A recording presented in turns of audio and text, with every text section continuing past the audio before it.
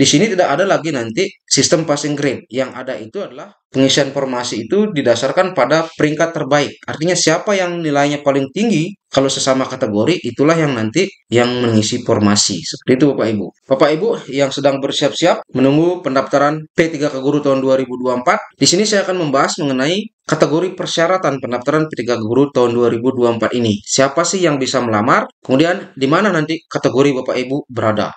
Oke, sebelum lanjut, perlu Bapak Ibu ketahui mengenai dasar hukum dari pengadaan P3K ini. Di sini ada Undang-Undang Nomor 20 Tahun 2023 tentang ASN, ada PP Nomor 11 Tahun 2017, dan seterusnya ini. Ini bisa Bapak Ibu download atau cari dan pelajari baik-baik biar nanti tidak bingung lagi.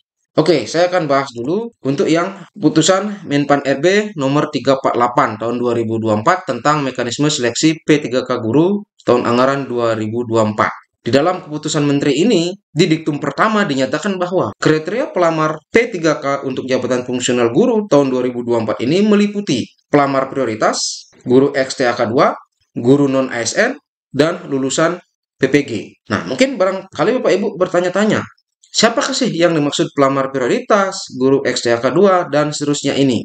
Oke, silakan disimak sampai habis, biar tidak salah nanti dalam memahami informasi. Siapa sih yang disebut sebagai pelamar prioritas? Nah, pelamar prioritas itu adalah peserta yang memenuhi nilai ambang batas pada seleksi P3K Guru tahun 2021 dan belum pernah dinyatakan lulus pada seleksi P3K Guru periode sebelumnya. Nah, Bapak Ibu yang belum mendapatkan SK bagi yang passing grade tahun 2021, maka sekaranglah kesempatannya karena ini menjadi pelamar prioritas. Nah, nanti untuk yang lolos PG tahun 2021, kalau misalnya ada yang berkategori XTAK 2, masih ada yang berkategori non-SN, lulusan PPG dan guru swasta pada saat tahun 2021 mendaftar, maka ini akan diurut nanti pengambilannya. Yang lolos PG tahun 2021 dengan kategori guru XTAK 2, itulah yang nanti akan diambil untuk mengisi formasi terlebih dahulu. Kalau masih ada sisa formasi, barulah untuk guru non-SN yang lulus PG tahun 2021. Kalau masih ada sisa formasi, barulah untuk lulusan PPG. Dan yang terakhir, barulah untuk guru swasta. Ini khusus untuk yang lolos PG tahun 2021. Kalau misalnya yang lulus PG tahun 2021, keempat kategori ini sudah mendapatkan formasi dan masih ada sisa formasi, barulah nanti akan diperebutkan oleh guru XTAK 2 yang mendaftar di seleksi P3K 2024 ini yang tidak lolos PG tahun 2021. Tentu ini yang lolos PG tahun 2021 dulu yang akan dihabiskan. Nah, kemudian pelamar pada diktum pertama yang huruf ABC tadi, ya diktum pertama kan tadi sudah lihat ya, pelamar prioritas, XTAK 2 dan seterusnya itu hanya dapat melamar pada instansi pemerintah tempat mengajar saat mendaftar. Nah, ini tidak bisa lintas instansi. Gimana kalau kuota sudah terisi? Nah, kalau kuota sudah terisi, ya tidak bisa diangkat. Orang tidak ada formasi bagaimana? Tapi kalau ada formasi, meskipun dulu misalnya di instansi itu Bapak Ibu ngajar di sekolah A, tapi sekarang di sekolah B ada formasinya, kan itu tetap berada pada instansi yang sama, ya maka saya rasa itu bisa di sekolah yang B. Yang jelas itu berada pada instansi yang sama, pada instansi pemerintah tempat mengajar saat mendaftar. Nah, ini kan tidak secara khusus harus di sekolah yang sama saat mendaftar, tapi di instansi. Kemudian, dalam hal pelamar prioritas berasal dari luar instansi pemerintah atau dari sekolah swasta, maka dipersyaratkan harus memiliki surat izin untuk melamar pada seleksi P3K Guru tahun 2024 ini dari kepala instansi atau lembaga atau pihak yayasan. Nah, ini yang dari guru swasta ini yang lolos PG tahun 2021, maka dipersyaratkan ini memiliki surat izin untuk melamar. Nah, untuk formatnya kemungkinan nanti akan menyusul ya, pasti akan ada. Oke, itu untuk pelamar prioritas. Nah, apakah ada Bapak Ibu yang menjadi pelamar prioritas? Kalau ada, maka ya ditunggu saja. Mudah-mudahan nanti formasinya disediakan atau ada di instansi Bapak Ibu tempat mengajar dulu saat mendaftar di tahun 2021. Oke, kemudian untuk guru XTAK 2.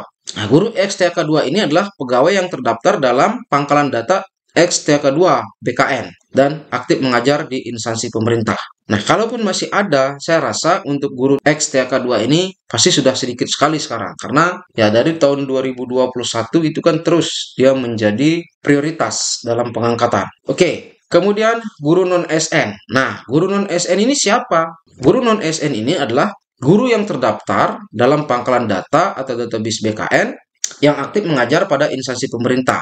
Nah, ini adalah Bapak Ibu yang masuk dalam penataan tenaga non-SN di tahun 2022 kemarin. Kemudian, guru non-SN ini juga adalah guru yang mengajar di sekolah negeri, terdaftar di Dapodek, dan aktif mengajar paling sedikit 2 tahun atau 4 semester secara terus-menerus di instansi tempat mengajar saat mendaftar. Berarti ada 2 kategori. Ada yang sudah masuk dalam penataan non-SN, kemudian ada yang tidak masuk dalam penataan non-SN tapi sudah mengajar 2 tahun terakhir, maka itu masuk juga dalam kategori guru non-SN ini.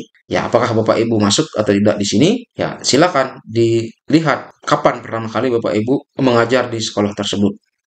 Oke, mungkin ada yang bertanya, kalau belum masuk Dapodik, bagaimana? Apakah bisa ikut melamar P3K tahun 2024 ini? Atau mungkin pertanyaan lain, apakah guru sekolah swasta bisa ikut melamar? Nah, oke, saya akan jelaskan juga ini. Nah, ini ada lulusan PPG. Nah, di diktum pertama tadi, ini kan kriteria pelamar, ini ada yang poin D ini. Lulusan pendidikan profesi guru, ini boleh ikut mendaftar atau melamar. Nah, walaupun di sini tidak secara jelas ya, kalau yang pelamar prioritas, yang dari sekolah swasta itu sudah jelas bisa ikut melamar. Untuk pengisian formasinya, untuk guru sekolah swasta itu kan dari paling terakhir, tapi ya tetap harus melamar, ikut melamar ya, dan mendapatkan izin. Nah, untuk guru sekolah swasta ini, untuk lulusan PPG, di sini tidak secara detail, apakah lulusan PPG Prajab, atau lulusan PPG dalam jabatan yang mengajar di sekolah swasta itu ikut boleh mendaftar. Mungkin nanti akan ada lagi aturan yang menegaskan ini. Apakah hanya untuk yang lulusan PPG Prajab atau yang guru yang mengajar di sekolah swasta yang sudah mempunyai serdik ikut melamar atau tidak. Kalau hanya ini sih bahasanya menurut saya sih bisa, tapi kita tunggu saja. Mudah-mudahan nanti ada yang lebih tegas lagi mengatur di sini. Artinya lulusan PPG Prajab dan lulusan PPG dalam jabatan untuk guru sekolah swasta itu boleh melamar. Kalau yang sudah mengabdi atau mengajar di sekolah negeri kan sudah masuk di kategori C ini. Atau mungkin ada yang sudah masuk di kategori B ini. Nah, kemudian untuk PPG Prajab yang belum terdaftar di Dapodek juga sudah bisa melamar karena di poin D ini sudah dijelaskan. Oke, seperti itulah ya Bapak Ibu ya. Biar nanti tidak bingung lagi. Nah, khusus untuk guru sekolah swasta yang sudah mempunyai serdik, ini tunggu saja. Mudah-mudahan nanti ada aturan yang lebih tegas lagi, menyatakan boleh atau tidaknya. Kalau yang tidak mempunyai serdik, sudah otomatis tidak boleh ikut melamar. Karena tidak ada di keempat poin ini.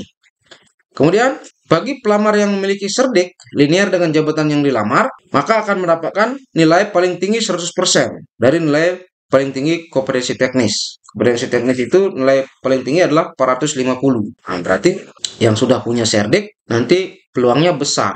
Tapi apakah akan pasti menempati formasi? Ya belum tentu, karena kan ada urutan kategori pengisian formasi itu. Nah, seperti apa? Nah, ini sekarang perhatikan Bapak Ibu. Penentuan kelulusan seleksi P3K tahun 2024. Nah, ini diberlakukan secara berurutan. Yang pertama itu diutamakan untuk pelamar prioritas. Nah, kalau masih ada sisa formasi, barulah nanti untuk guru XTK2. Walaupun guru XTK2 ini tidak memiliki serdik, maka tetap dia yang lebih diutamakan. Kemudian, barulah untuk pegawai yang terdaftar dalam pangkalan data atau database BKN. Yang saya bilang tadi, yang masuk pendataan non-SN tahun 2022. Walaupun tidak mempunyai serdik juga, tetap ini lebih diutamakan. Kalau masih ada sisa formasi, barulah untuk guru non-SN yang aktif mengajar paling singkat 2 tahun. Nah, barulah yang terakhir nanti untuk lulusan PPG. Nah, untuk yang poin B, C, D ini kan bisa jadi ada yang sudah mempunyai serdik, bisa jadi ada yang belum mempunyai serdik. Kalau misalnya diadu dengan kategori yang sama, misalnya sesama guru XTK2, tentu yang punya serdik nanti yang akan lebih berpeluang. Karena apa? Di sini tidak ada lagi nanti sistem passing grade. Yang ada itu adalah pengisian formasi itu didasarkan pada peringkat terbaik. Artinya siapa yang nilainya paling tinggi, kalau sesama kategori, itulah yang nanti yang mengisi formasi. Seperti itu Bapak Ibu. Kemudian untuk simulasinya nanti di video berikutnya. Nanti akan lebih jelas lagi Bapak Ibu memahami tentang penentuan kelulusan ini. Sekian informasi ini, semoga bermanfaat. Terima kasih.